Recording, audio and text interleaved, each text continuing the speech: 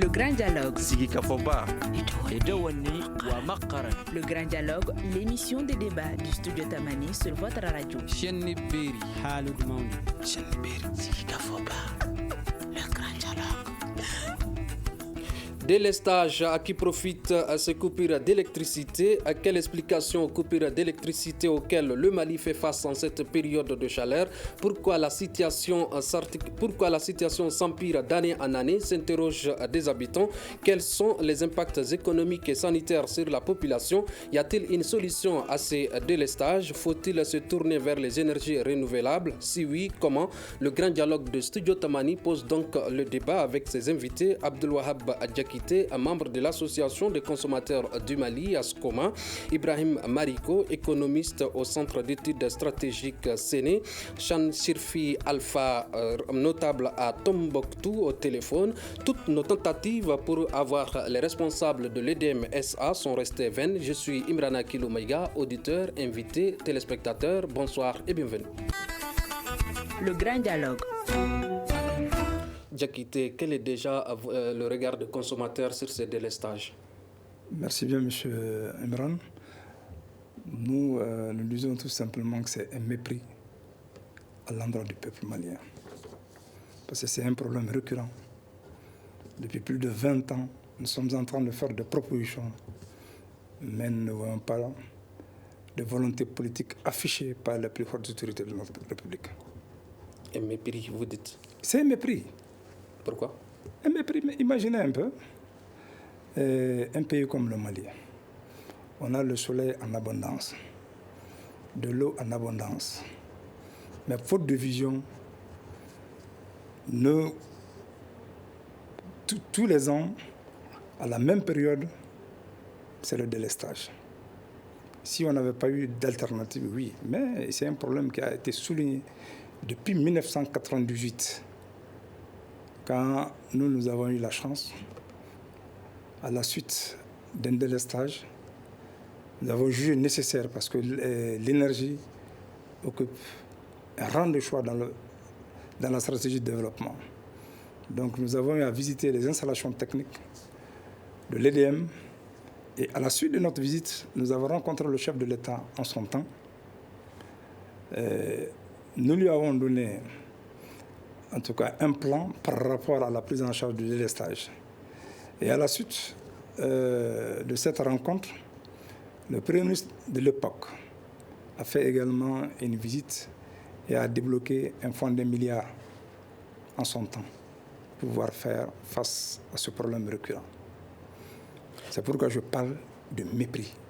Parce que de 98 à nos jours, jusqu'à présent, les mêmes mots, les mêmes problèmes, pour moi c'est un mépris. Abdelwahab Adjakité estime que ce délestage est un mépris à l'endroit des populations maliennes. Est-ce que vous partagez son avis? Je pense que dire que c'est un mépris, c'est un peu trop fort. Je dirais que c'est un manque de volonté tout simplement, parce que dans un pays où on a le secteur secondaire qui vient en deuxième position en termes de participation à notre croissance, voir qu'à cette période de l'année, il y a des coupures vraiment intempestives. Les industries souffrent et la population également, parce que avec toute cette chaleur et puis ces moments aussi, je pense que dire que c'est un mépris, c'est un peu trop fort, mais c'est un manque de volonté vraiment des plus hautes autorités de notre pays. Déjà, il a évoqué un peu d'autres possibilités, les énergies renouvelables et encore l'abondancement du soleil. Je dirais tout simplement qu'il faut un homme d'État concret qui puisse vraiment relever tous ces défis en matière de l'énergie au Mali. Les deux intervenants évoquent un manque de volonté. Chan Sirfi, à Tombouctou, déjà, la direction régionale de l'EDM SA a annoncé ce mardi une perturbation de 11h à 19h. Qu'est-ce que vous pensez de ces délestages? Le délestage, vraiment, c'est très, très gênant. Et surtout que, normalement, au XXIe siècle, c'est un point qui ne doit pas se poser. Ça ne doit pas se poser parce que nous avons quand même une énergie à en revendre, le soleil. On aurait dû l'exploiter. Donc, le délestage, vraiment, c'est à notre corps dépendant, c'est un phénomène qui doit nous mettre mal à l'aise. Qu'est-ce qui peut expliquer, selon vous, cette récurrence de délestage? À mon sens, rien ne peut l'expliquer que le fonctionnement général du système. Fonctionnement général qui nous renvoie, par exemple, si l'on en croit les chiffres, les informations, l'État doit beaucoup à EDM. Donc il y a des arriérés à n'en pas penser. Donc si cela doit jouer forcément sur le fonctionnement. Donc cela revient à dire que c'est une volonté politique qui est là, qui manque. Il y a un manque de rigueur qui est à la base de cela. Des arriérés et un manque de rigueur, est-ce que vous partagez des arriérés, vous en savez, en tant que consommateur, association des consommateurs? Non, nous avons notre lecture par rapport à ces arriérés et tout ce qui s'ensuit. Nous avons dit dans le temps, nous avons proposé que le président s'adresse à la nation et qu'on organise un débat autour de l'énergie, de l'électrification même du pays. Parce que dans les autres pays...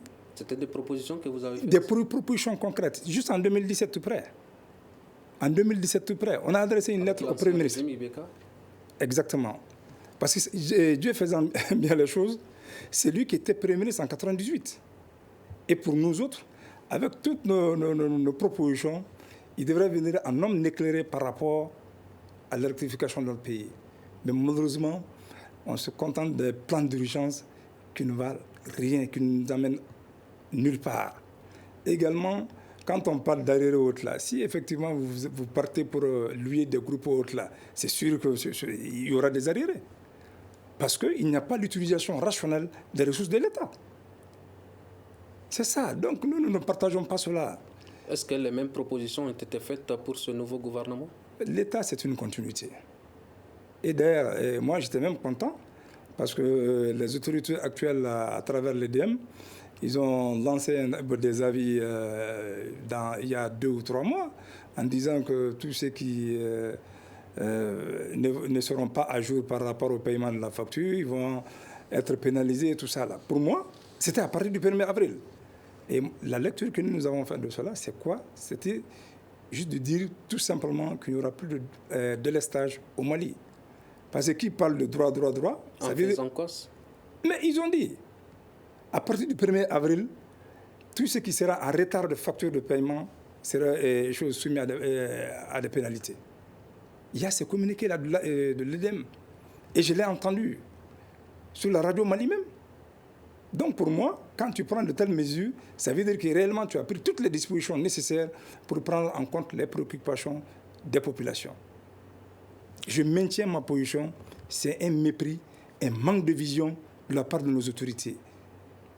L'année dernière, les responsables de l'EDEM-SA expliquaient ce délestage par une panne technique. Cette année, ils évoquent une panne sur le réseau d'interconnexion entre le Mali et la Côte d'Ivoire, selon un communiqué en date du 5 avril dernier. Que pensez-vous de ces pannes? Sont-elles les causes de toutes ces coupures? Oui, évidemment, parce que nous nous sommes servis par soit la Côte d'Ivoire ou la Guinée. Donc c'est pour dire qu'une fois que ces pays ont des problèmes, que ce soit des problèmes internes ou de transport, parce que vous savez, l'électricité est transportée sur des gros canaux. Donc ces canaux, est-ce que ces canaux sont entretenus chaque année comme il le faut? Parce qu'il y a un délai d'entretien. Donc on ne peut pas nous dire qu'il y a eu des pannes au niveau du transport vraiment de l'électricité de ces 2 pays, d'autant plus que, comme le représentant des consommateurs l'a dit, les gens payent de l'électricité.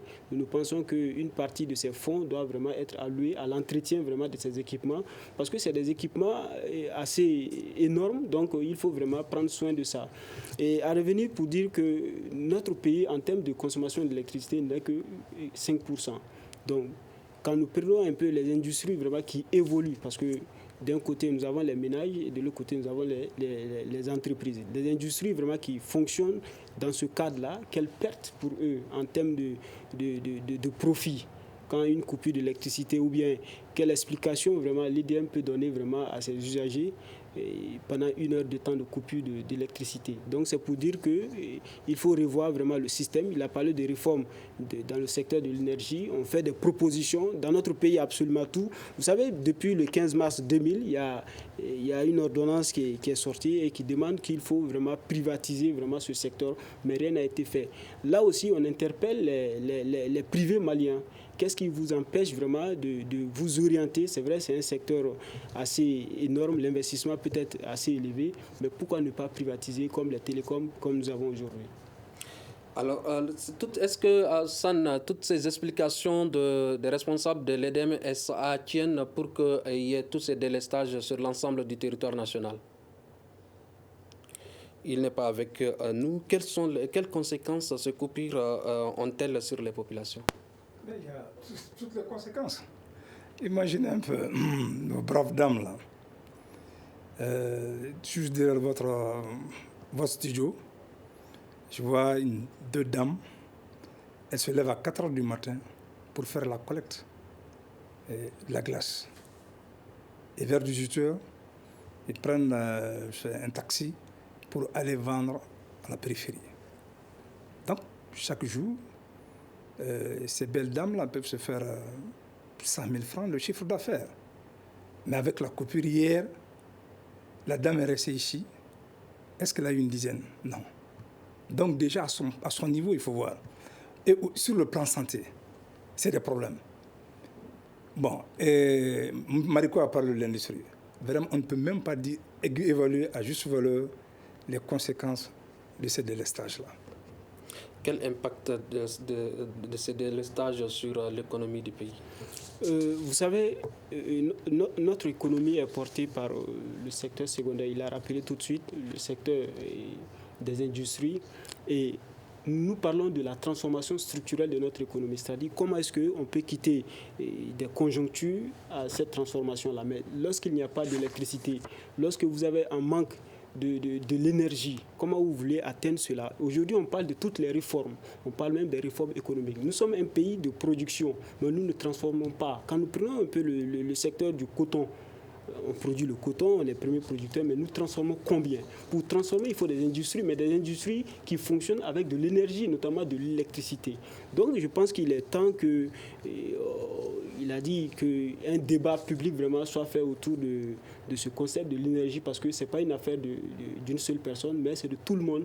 Sans l'énergie, il n'y a pas de développement. Si ces délestages, comme vous le dites, ont un impact négatif sur l'économie du pays, pourquoi les autorités n'anticipent pas sur ces coupures? Bon, en fait, l'anticipation a toujours manqué dans nos politiques. L'anticipation a toujours manqué dans nos politiques économiques. Quand vous prenez, que ce soit de 1960 à nos jours ou bien de 91 à nos jours, vous verrez que tous nos documents de politique économique sont axés sur des périodes très limitées. 2 ans, 3 ans, 5 ans. C'est-à-dire qu'il n'y a pas de maximum d'anticipation qu'il faut faire. Sinon, en réalité, on devrait être indépendant énergétiquement. Le gars, il a dit qu'en 2021, ce n'est pas possible qu'il y ait des coupures de ce genre. Donc, c'est pour dire qu'on n'est pas anticipateur et on a des États ou des gouvernements vraiment qui viennent pour des périodes et ils évaluent leur bilan en fonction de ce qu'ils peuvent faire. Ces coupures d'électricité provoquent des arrêts de travail dans les structures sanitaires, nous explique Djimé Kanté, porte-parole du comité syndical de l'hôpital Gabriel Touré. Selon lui, il arrive souvent que des patients meurent à cause de ces coupures d'électricité. Écoutons-le. Il est clair que ces délestages constituent un véritable problème pour les structures de santé et plus précisément pour l'hôpital le plus fréquenté du Mali, qui est l'hôpital Gabriel Touré. Tout le temps, pendant des interventions chirurgicales, les médecins sont obligés souvent d'arrêter le temps que le groupe électrogène démarre. Il y a 2 problèmes. Le premier problème, c'est que du fait de ces délestages, le groupe électrogène est régulièrement sollicité. Donc, ça fait des dépenses supplémentaires. Ça, c'est le premier aspect. Le second aspect, il y a des équipements ultra sophistiqués qui ne supportent pas ces délestages-là. Donc, ça crée énormément de problèmes. Non seulement des problèmes sur la vie des patients, mais également des problèmes sur ces équipements lourds qui sont régulièrement en panne du fait de ces délestages-là. Et ça, c'est parce que à Gabriel Touré, récemment, nous avons acquis un groupe électrogène. Sinon, avant, les délestages pouvaient durer 1 heure de temps, 2 heures de temps. Et imaginez pour des malades qui sont sous oxygène, franchement, c'est compliqué. Et surtout en pédiatrie, et chaque fois qu'il y a des délestages, des salles de brûlées, et où il faut éteindre vraiment la climatisation, la lumière et tout. Et il y a beaucoup de structures de santé au Mali qui n'ont pas de groupe électrogène, malheureusement. Donc, chaque fois qu'il y a un délestage, on peut dire qu'il y a des pertes en vie humaine. Ces délestages causent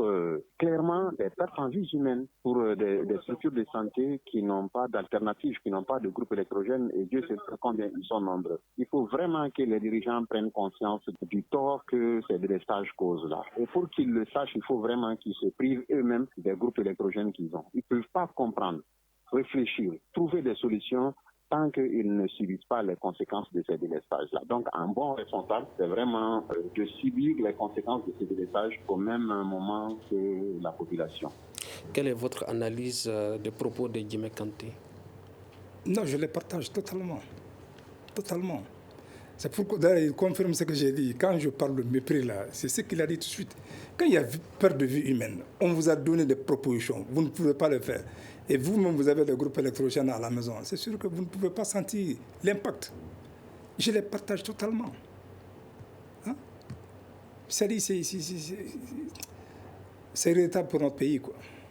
Parce que tout simplement, voyons, de 60 ans à nos jours, tout le monde sait que l'électricité, c'est l'investissement.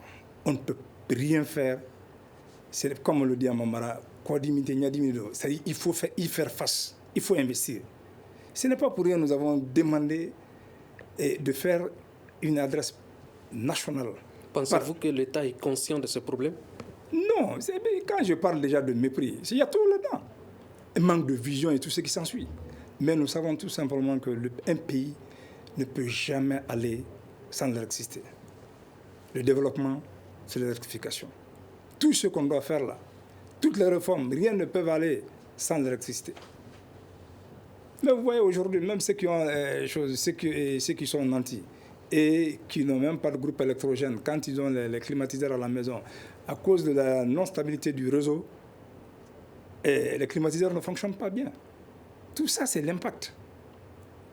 Et un pays voisin, où pratiquement il n'y avait même pas d'électricité en dépit de son potentiel. Mais quand un président visionnaire est arrivé, il a commencé d'abord à faire les barrages. Et c'est ce pays-là qui va nous fournir très prochainement, et précisément en 2021. Voilà. Le technicien me fait signe qu'on a un souci avec notre troisième invité, un problème de réseau téléphonique. Vous venez d'écouter Djimé Kanté. Quelle analyse faites-vous de ces propos? Monsieur Kanté, c'est beaucoup plus basé sur le secteur sanitaire, notamment dans nos hôpitaux. Dire que lorsqu'il y a coupure d'une heure, ça peut occasionner vraiment des pertes en vie humaine. C'est déplorable parce que le monsieur en face l'a dit. Ils sont conscients, mais qu'est-ce qui nous empêche d'aller vers ça? C'est ça la grande problématique. Sinon, tout le monde sait que l'investissement aujourd'hui, que le Mali vraiment doit s'orienter, c'est un peu ça. Nous avons tout. C'est-à-dire nous avons toutes les conditions vraiment réunies. On a parlé du soleil. Il y a les ressources naturelles aussi. Vous savez, les ressources naturelles peuvent être transformées en énergie. Aujourd'hui, on parle des énergies renouvelables. Est-ce qu'il faut être toujours dans le classique? Nous avons 2 barrages. Et j'ai dit 2 barrages. Nous avons 2 fleuves, celui du Sénégal et celui du Niger. Mais comment ne pas vraiment en profiter pleinement pour l'électrification de nos villes et campagnes? Peut-on déjà parler de négligence de l'État? Ça a été toujours une négligence. Ça a été toujours une négligence parce qu'il a cité l'exemple. Le pays qui était moins électrifié aujourd'hui est plus électrifié que le Mali. Vous savez, notre taux de couverture en électricité est de 50%. Et le pays dont il a pris l'exemple... Donc vous partagez en un mot ce qu'il avait dit par rapport au mépris de l'État envers les populations? Pleinement, c'est un manque de vision, comme je l'ai dit, c'est un manque de vision, mais de volonté politique, parce que toutes nos politiques, toute notre vision sont basées peut-être sur 2 ans, 3 ans. Non, il faut étendre cela à 20 ans, 30 ans, parce qu'il s'agit vraiment de l'économie, mais du développement d'un pays. L'État est une continuité. Ce n'est pas normal que quand tel régime met quelque chose en place et ce dernier n'est plus, même si un Premier ministre met une action en place, celui qui va venir après lui essaie de saboter cela. Mais l'État est une continuité, il faudrait que cela soit clair dans la vision des hommes politiques. Le Mali manque-t-il de moyens pour résoudre tous ces problèmes de délestage? On ne manque pas de moyens. Aujourd'hui, on doit aller à l'autonomisation, l'indépendance énergétique. Il faut aller vers ça. Parce qu'on ne peut pas dépendre. Quand il y a eu coupure d'électricité hier, on était sur un groupe, je l'ai rappelé, il dit mais on ne peut pas se développer dans ces conditions-là. Je l'ai dit tout de suite, nous avons toutes les conditions réunies. Les ressources naturelles sont là, on a de l'énergie, mais pourquoi ne pas orienter vraiment notre vision vers ça? Parce que c'est la transformation de notre économie. Tant qu'on dépendra vraiment de l'énergie importée de l'extérieur, tenez bien qu'on n'aura pas vraiment nos ambitions de développement. C'est-à-dire là où on veut aller, on n'attendrait pas. Parce que nous produisons, comme je l'ai dit, mais ce qu'il manque, c'est la transformation. Par contre, tant que tu ne transformes pas, tu ne peux pas avoir la valeur ajoutée. Ça veut dire que tu crées ou tu alimentes d'autres économies. Nous exportons plus de 70% de nos productions. Nous avons pris le secteur minier, et nous avons pris le secteur cotonnier. Qu'est-ce que nous produisons qu'est-ce que nous transformons de notre production? Très moins, c'est pour dire que c'est un cri de cœur quand les consommateurs parlent ainsi. Et tout le monde vraiment doit se lever pour dire que ça suffit. Il faut une politique énergétique basée sur de long terme avec vraiment l'ambition d'atteindre nos objectifs. Est-ce que les moyens financiers y est pour faire face à ces délestages? Oui, M. Yoran, ce n'est pas un problème financier. Ce n'est pas un problème financier, non. Comme je l'ai dit, je le répète, le manque de vision l'a accumulé, c'est ce qui crée le mépris. Sinon, bon, comme il l'a dit, on a des ressources. Sur le plan, on a beaucoup de ressources minières. Pourquoi ne pas les investir dans le cadre de l'électrification? Mais cela ne peut pas se faire tant qu'on ne se donne pas un programme. On appelle la population en leur disant oui, parce que c'est des investissements qui durent en moins de 3 ans, 5 ans. Donc, on les appelle, voilà les problèmes. Donnez-nous le temps. Et au bout de 3 ans, vous n'aurez plus de problème par rapport à l'électrification. Et avec des stratégies bien claires et précises, c'est sûr qu'on pourra s'en aller. Mais si toutes les ressources qu'on a sont investies servent à l'entretien de la démocratie, vraiment, c'est dommage, quoi, c'est dommage. Y a-t-il aussi un gaspillage du côté des consommateurs? Non, on ne peut pas. Mais il faudra d'abord en avoir. Pour gaspiller, il faudra d'abord en avoir. Mais on n'a même pas d'électricité pour qu'on puisse gaspiller, non. Actuellement, à Bamako, qui peut dire qu'il y a gaspillage? Je ne sais pas. Bon, et puis d'ailleurs, on parle de gaspillage quand effectivement on en a en abondance. Et en ce moment, la société se donne les moyens pour dire attention, ne faites pas ça. L'éducation du consommateur rentre en ce moment-là. Nous avons dans les pays voisins-là, c'est-à-dire le monde est interplanétaire aujourd'hui. Nous voyons tout. Ces pays voisins-là, on voit comment le consommateur est éduqué. L'éducation du consommateur se fait. Ne sortez pas en laissant les ampoules allumées, éteignez.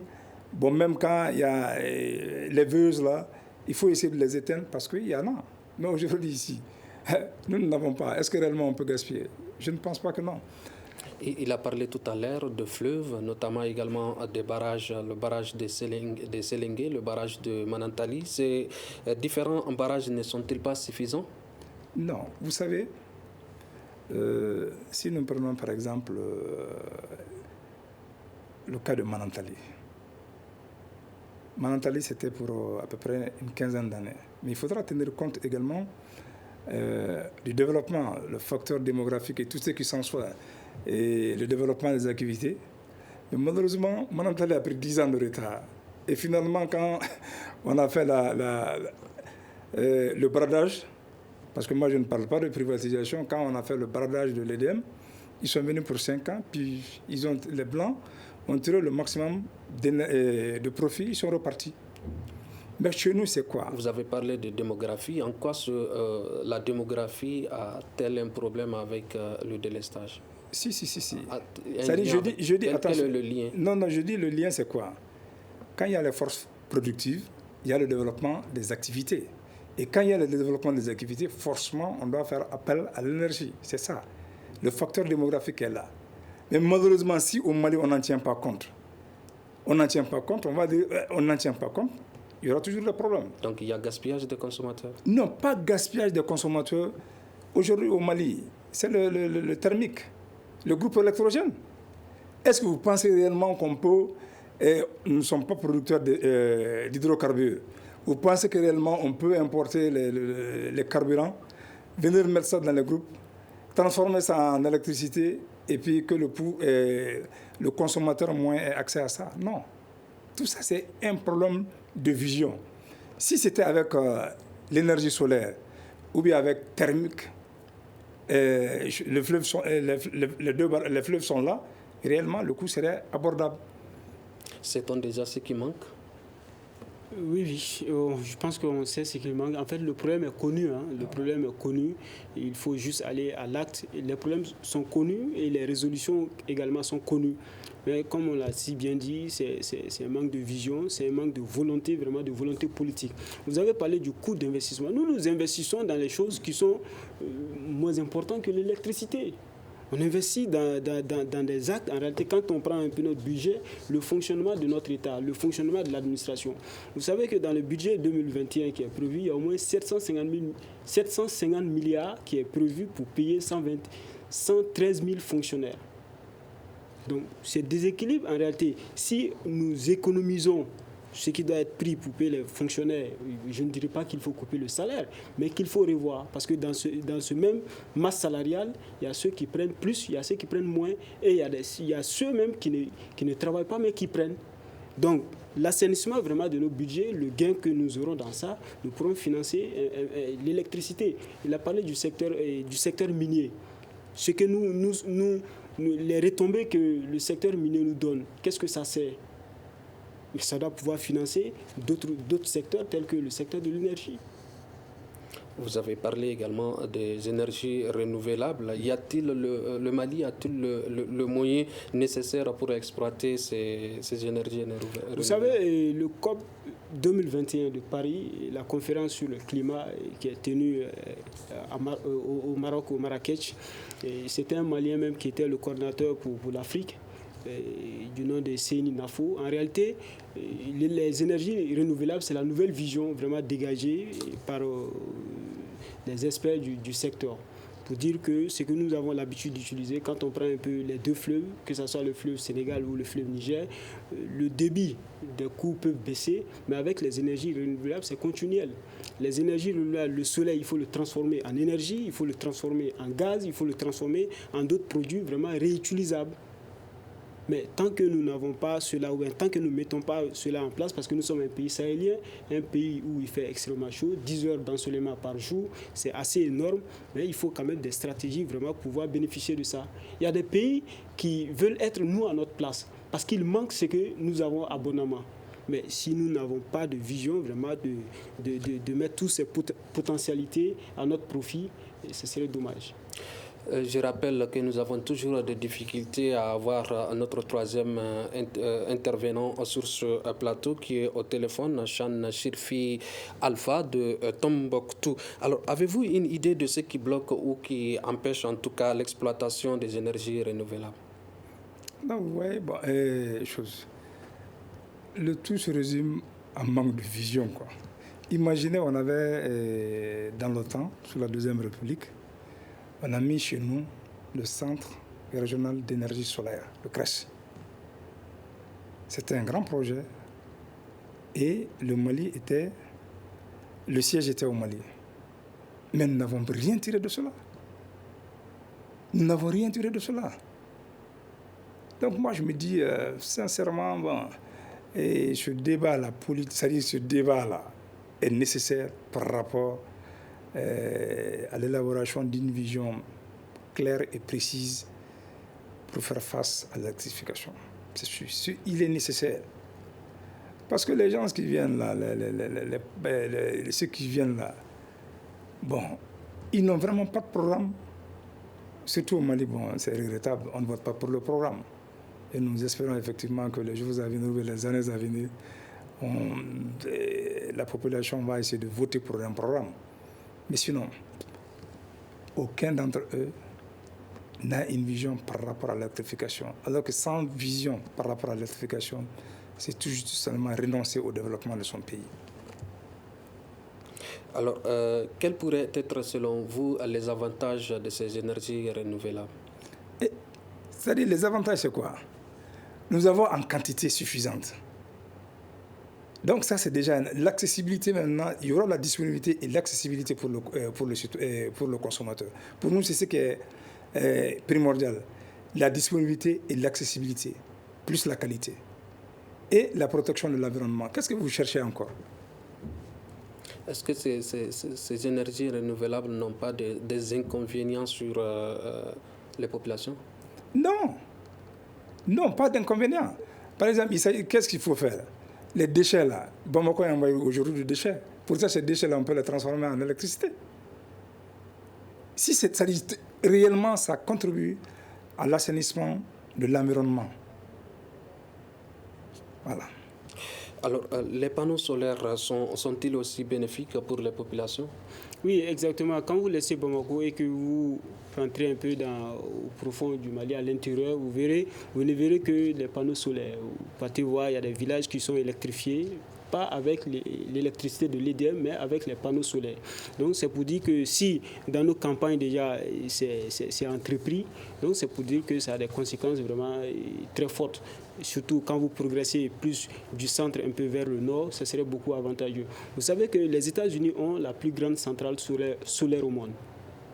Ils l'ont mis, mais ils continuent toujours de l'exploiter. Et ça a été mis depuis les années 2010. Mais quand vous prenez de 2000 jusqu'à maintenant, ils ne font que l'entretenir. Parce que l'investissement est déjà fait. C'est pour dire que c'est des éléments, quand vous investissez une fois, il suffit de l'entretenir.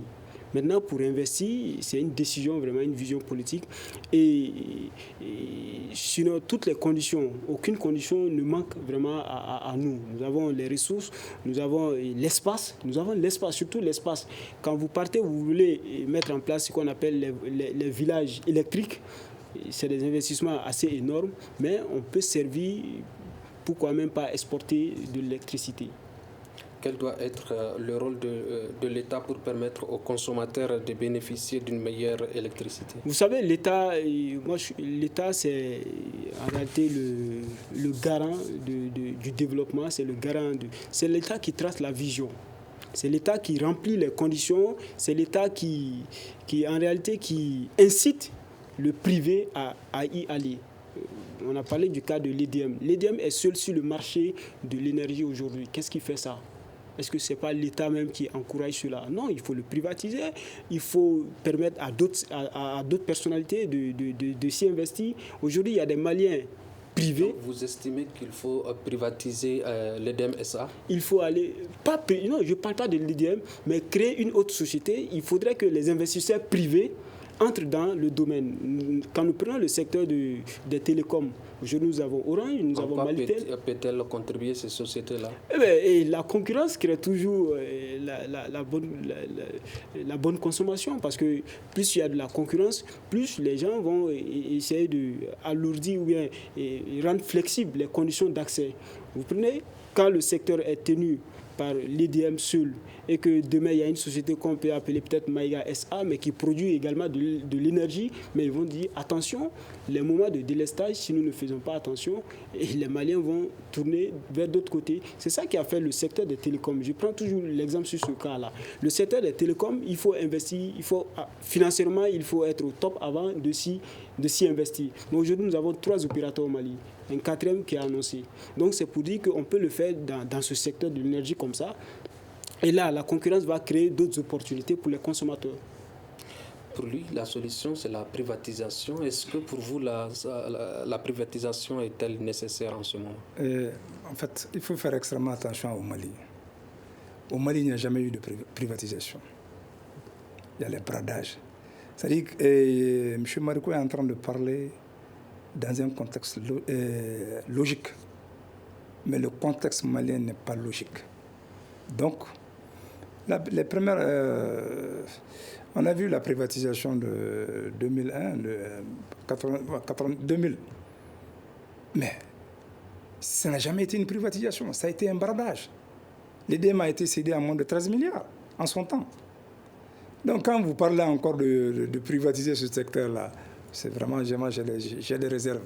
Parce que jusqu'à présent, nous n'avons pas de mécanisme nous amenant à une privatisation réelle. Parce que la privatisation, l'objectif de la privatisation, c'est quoi?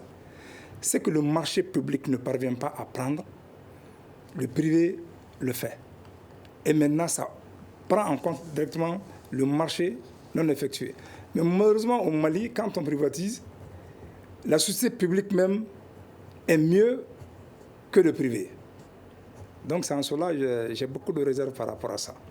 Mais ce que moi je demande tout simplement, c'est l'utilisation effectivement de toutes nos potentialités que nous avons.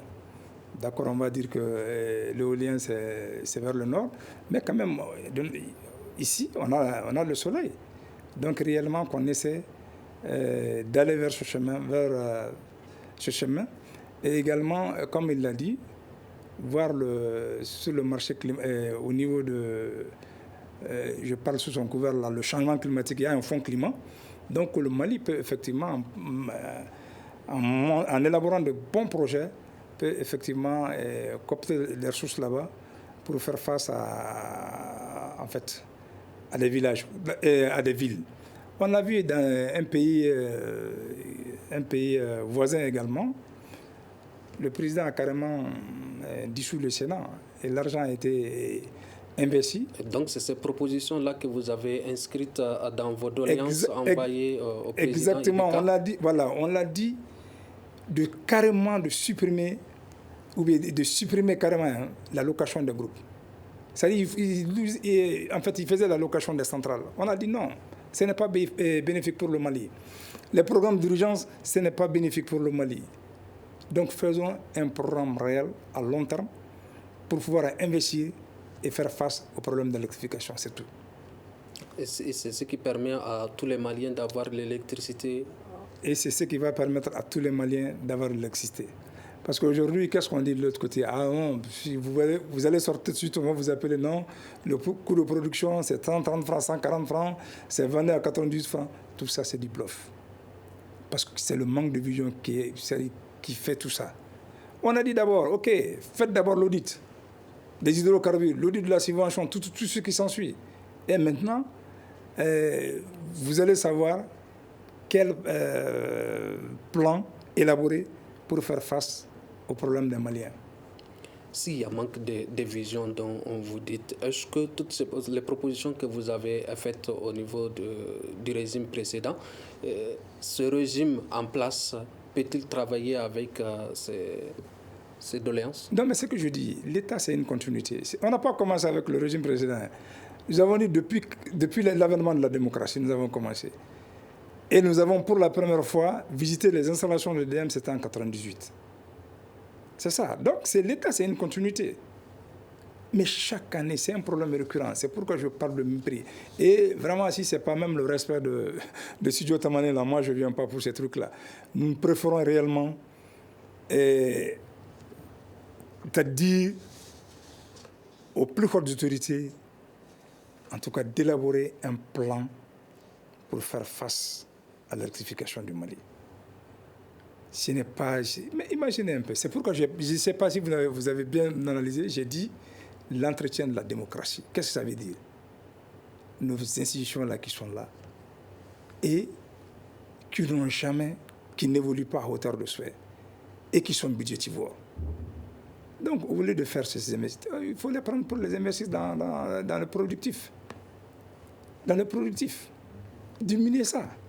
On ne parle pas de diminution des salaires des gens de la fonction publique, mais l'entretien de ces institutions-là.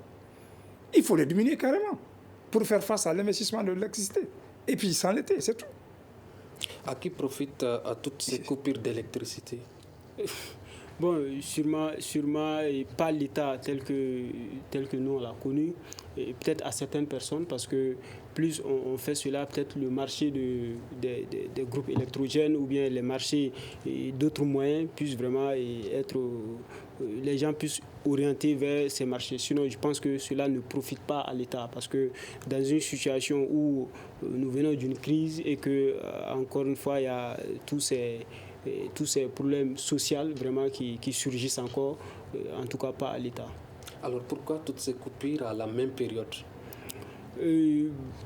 On l'a rappelé en début de l'émission, chaque année, mars, avril-mai, il y a cela. Ça dépend de là où nous prenons de l'énergie, de l'électricité. Le cas de l'EDM, ils ont parlé de la Côte d'Ivoire, qu'il y a eu des branches qui sont tombées sur des canaux vraiment qui transportent de l'énergie. Donc c'est pour dire qu'à chaque période, on a ces mêmes problèmes. Je pense qu'il y a vu un mouvement même qui a été créé pour dire bon, pourquoi cette période-là, il y a cela. Seuls les gens de l'EDM vraiment pourront répondre vraiment à ces questions. S'ils étaient là, ils seraient bien outillés vraiment de pouvoir éclaircir les Maliens pourquoi cette période de chaleur, bien sûr, et qu'il y a ces coupures vraiment inexplicables. En ce mois béni de Ramadan et ce mois de canicule également, qu'est-ce qu'il faut réellement aujourd'hui, tout de suite, pour mettre fin à ces délestages, selon vous? Je pense qu'ils sont en train d'après leur communiqué, ils sont en train de trouver la solution, parce qu'on ne peut pas dire, bon, il faut aller... Non, c'est des problèmes, c'est des conjonctures, il faut trouver des solutions conjoncturelles. Donc tout de suite, aller à cela, régler pleinement le problème pour 1 ou 2 mois, et après, revoir une vision, parce que ce que nous demandons, ce n'est pas des visions de court terme, mais de long terme. C'est des visions vraiment réelles qu'il faut dégager. Ce régime ne pourra pas le faire, bien évidemment, parce qu'il y a une mission qui leur a été confiée. Je pense qu'ils le feront, mais le régime après, il faudrait qu'ils pensent vraiment à mettre en place des politiques économiques réelles pour le développement de notre pays. Cette solution sera-t-elle réelle? Oui, mais je voudrais tout simplement dire d'abord que si ça ne profite pas à l'État, pourquoi ça dure si tant? Donc vous estimez que ce l'électricité profite à l'État? Voilà, parce que nous disons effectivement... Non, je vais tout simplement dire qui sont les propriétaires réels, qui sont les commerçants réels de ces groupes électrogènes-là. Nous n'avons pas de choses, c'est-à-dire nous n'avons pas de réponse. C'est pourquoi nous disons non. À qui profitent? Qui sont ces propriétaires-là? Pourtant, je dis, quand un État, les plus fortes autorités n'ont pas de vision, donc les actes qu'ils posent ne prendront jamais en compte les préoccupations de leur population. Et si elles doivent prendre, ça va prendre une minorité. Donc, ces coupures-là ne font qu'appauvrir les plus démunis et enrichir les nantis. Actuellement. Et ils sont en train, je vois au niveau des ménages, parce que nous sommes près des ménages. Actuellement, dans leur famille, ils sont en train de produire de la glace. Ils s'enrichissent. Donc, mais par contre, nous, au niveau des familles pauvres, là, nous n'avons pas ces moyens pour accéder à ces glaces-là. Donc, si on les prenait hier à 50-25, avec le délestage, on les prend à 100 francs. Donc, quand tu prends à 100 francs pour aller revendre, 125, finalement, ça ne rentre que dans le cadre de l'appauvrissement de certains ménages. En tant que consommateur, est-ce que vous avez réellement joué votre rôle de défense? Nous continuons et nous continuerons toujours à jouer notre rôle. Nous ne plaisons pas aux gens, hein. On dit tout simplement que nous ne savons pas parler, nous sommes violents dans nos propos, parce que nous sommes près de nos populations. Nous sommes près de nos populations. Et même venir ici, pour débattre le problème, c'est pour dire que nous sommes en train de jouer notre rôle. Mais vous savez, notre mission, c'est la dénonciation, et l'interpellation et des propositions. Et nous avons effectivement dénoncé Nous avons interpellé, nous avons fait des propositions. Vous avez interpellé qui? La première personnalité de la République, le président de la République, en son temps. Et après, on a interpellé le Premier ministre qui est le chef du gouvernement, qui est l'exécutif même. Donc nous disons effectivement que nous sommes en train de faire tout ce que nous pouvons faire. Et nous continuerons également. Ces interpellations, c'est à travers des écrits? C'est à travers des écrits et à travers des rencontres. Merci. Ainsi se referme ce débat sur le délestage d'électricité. À qui profitent ces coupures d'électricité? Nous étions avec Abdul Wahab Djakité, un membre de l'association des consommateurs du Mali, ASCOMA, Ibrahim Mariko, économiste au centre d'études stratégiques, Chan Shirfi Alpha, notable à Tombouctou, qui malheureusement nous a quittés au cours de ce débat faute de réseau. Je rappelle que toutes nos tentatives pour compter parmi nous un des responsables de la société d'énergie du Mali sont restées sans suite. À la présentation de ce débat, Imrana Kilo Maïga, à la régie vidéo Mamadi Keita, mise en onde Seydou Dao. Ce débat a été coordonné par Mohamed Touré. À demain pour un autre débat. Le Grand Dialogue. Le Grand Dialogue, l'émission des débats du studio Tamani sur votre radio.